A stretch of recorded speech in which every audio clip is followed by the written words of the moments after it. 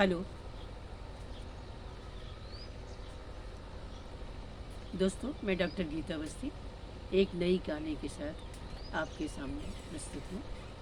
कहानी का शीर्षक है मार्बल। नारी बहुत भावुक होती है। उसका पहला प्यार उसके जीवन पर हमेशा के लिए छाप छोड़ जाता है। अगर वो प्रेम असफल रहता है, इसके बावजूद नारी अपने जीवन के उस हिस्से को अपने से अलग नहीं करना चाहती। ऐसा ही मार्बल कहानी में दर्शाया गया है। शीर्षक है मार्बल। कहानी प्रस्तुत करती हूँ। गर्मी की छुट्टी में घर आया तो लगा कि सिर से बहुत बड़ा बोझ उतर गया। परीक्षा की थकान उतारने का मूड था, अतः सुबह दिन चढ़े तक सोता रहता था। शरारती तो बचपन से ही था। घर वालों के बीच शरारतें कुछ और अधिक बढ़ जाया करती थी। बहन आकांक्षा को दिन भर चिढ़ाना, उसकी चोटी खींच देना, उसकी सहेलियों का मजाक बनाना, ये सब मेरी दिनचर्या में शामिल था। जी भर के सोने के बाद शाम को सनसेट देखने पहाड़ी पर चला जाता था। पास ही एक छोटी सी नदी बहती थी। उसका बहता हुआ पानी मुझे अपनी ओर आकर्षित करता था। शाम वहाँ बिताने के बाद मैं बड़ी शांति महसूस करता था। एक ऐसी ही शाम बिताकर जब मैं वापस आ रहा था तो रास्ते में याद आया कि दीपा को शहर में पत्र लिखना है। याद आया कि चलते समय वो कितनी उदास व थकी लग रही थी।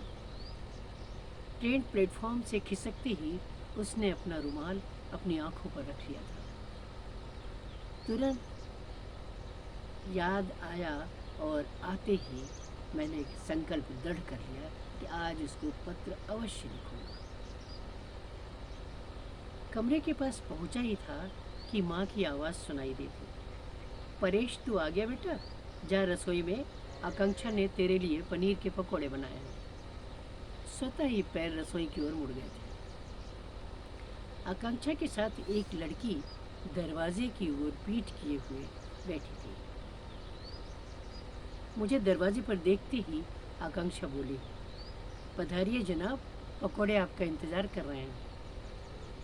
और मैंने देखा कि वो लड़की भी मुझे मुड़कर देखने लगी थी। एनीमिक सी लगी थी वो लड़की मुझे, दुबली, गोरी, अधिक सुंदर न होने पर भी आकर्षक।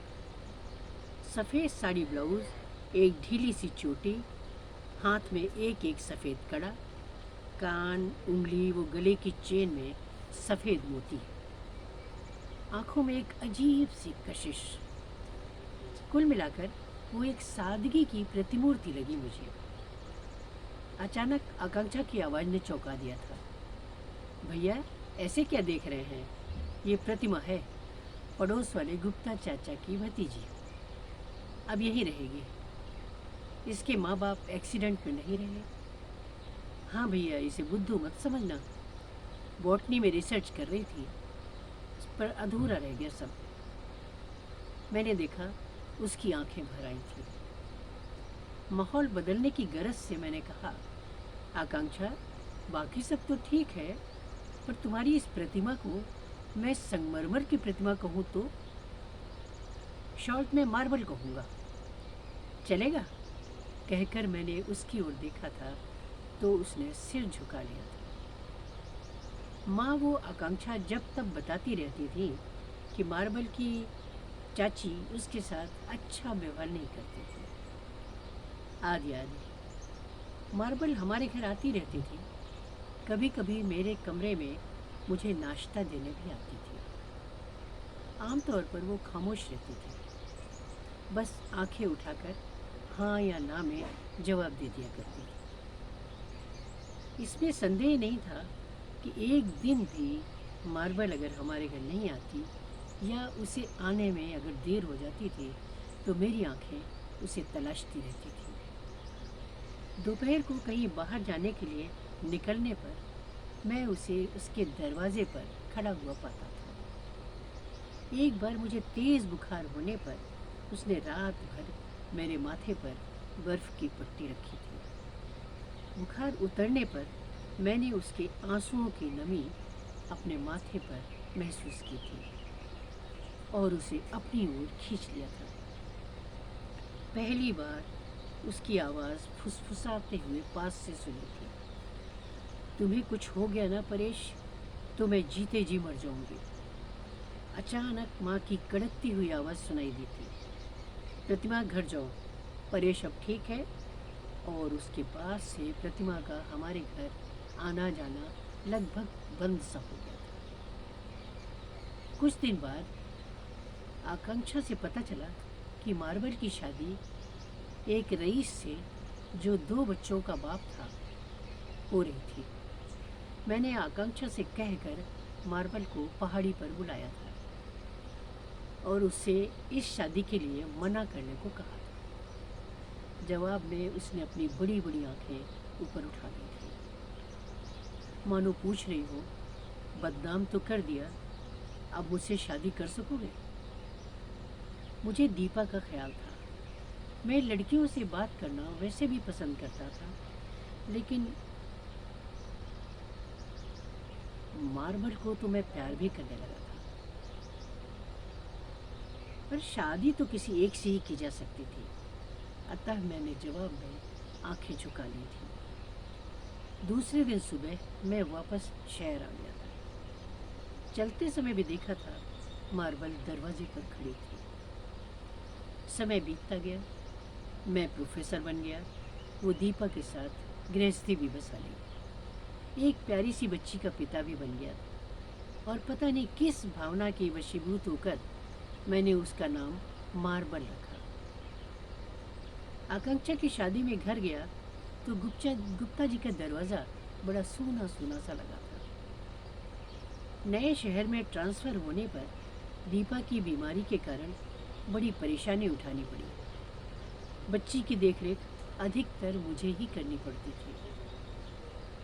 एक दिन शाम को बच्ची को कपड़े दिलाकर दुकान से निकल ही रहा था कि सामने से एक शानदार कार आकर रुकी।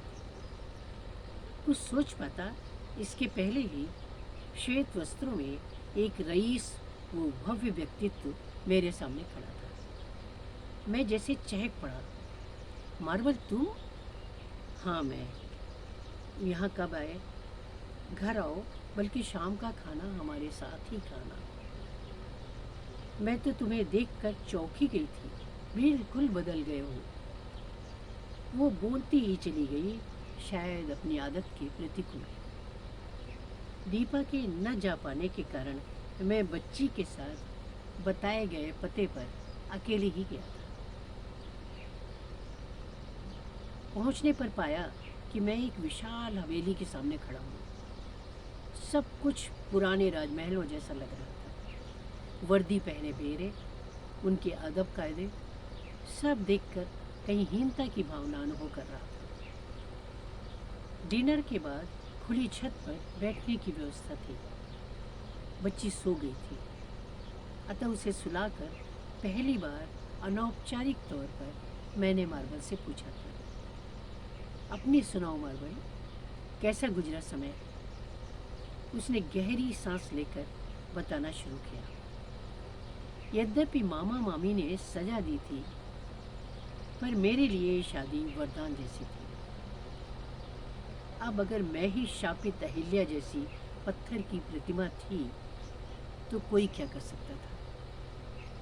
शादी के बाद अत्यधिक प्यार करने वाला पति, वो 2 प्यारे प्यारे बच्चे मिले जो माँ कहते कहते थकते नहीं थे। ढेर सा वैभव जो संभालने से संभलता ही नहीं था, लेकिन मेरी खामोशी व उदासी सबको फीका कर देती थी। पति ने कभी भी ये महसूस नहीं होने दिया था कि मैं अनाथ हूँ, पर मैं अभागन उन्हें उनके हिस्से का प्यार भी कभी नहीं दे पाई। बच्चे विदेश जाते समय प्लेन क्रैश में मारे गए थे और उन्हें भी जैसे तभी से घुन लग गया। साल बीतते बीतते वो मुझे छोड़कर चले गए। इन पत्थरों के बीच मैंने जिंदगी गुजारी है। मैंने जैसे नींद से जागकर पूछा, तुम्हारे अपने बच्चे? नहीं हुए, होने ही नहीं दिए। उनकी एक शर्त ने पहली रात ही मुझे बांध दिया था कि मैं किसी तीसरे बच्चे की माँ नहीं बनना चाहूँगी। कहकर उसने गहरी सांस ली थी। मार्बल, एक सवाल और। मैंने तुम्हें हमेशा ही सफ़ेद कपड़ों में देखा है। सुनकर उसने व्यंग्यात्मक ढंग से मुझे देखकर कहा था, इसलिए कि मैंने शादी के बाद भी कभी भी रंगीन कपड़े पहने ही नहीं। कीमती से कीमती कपड़ा भी हमेशा सफ़ेद रंग का ही पहना। हालांकि मेरे पति जिंदगी भर यह राज जानने का प्रयास करते रहे थे कि मैं ऐसा क्यों करती। मैं संगमरमर की वो प्रतिमा न तोड़ पाई परेश। मैं बहुत कमज़ोर निकली। वो मार्बल की प्रतिमा जो तुमने बनाई थी वो मेरे लिए आराध्य थी। वापस लौटने के समय धीरे से बोली थी, परेश, एक विनती करती हूँ, ठुकराना मत। मैं कल अमेरिका जा रही हूँ कैंसर का इलाज करवाने। इलाज क्या करवाना, अमेरिका में मरने जा रही हूँ। ये कोठी जो सफ़ेद पत्थरों से बनी है, इसमें तुम्हारी मार्बल का हर क्षण बीता है। तुम सपरिवार इसमें रहने आ जाओ। जब तुम अपनी बेटी को मार्बल कहकर पुकारोगे तो हर पत्थर में मैं मुस्कुराऊंगी कि तुमने मुझे याद तो किया। वसीयत मैंने तुम्हारी बेटी के नाम बाजार से लौटते ही लिख दी थी। प्लीज़ इनकार न करना। कहकर मुझे कागज़ पकड़ाकर वो आँखों पर पल्ला रखकर दौड़ती हुई कमरे के अंदर चली गई थी। मैं खाली खाली नज़रों से उसे जाता हुआ देखता रहा। ऐसा लगा जैसे मैं हज़ारों सफ़ेद संगमरमर के पत्थरों से घिर गया हूँ।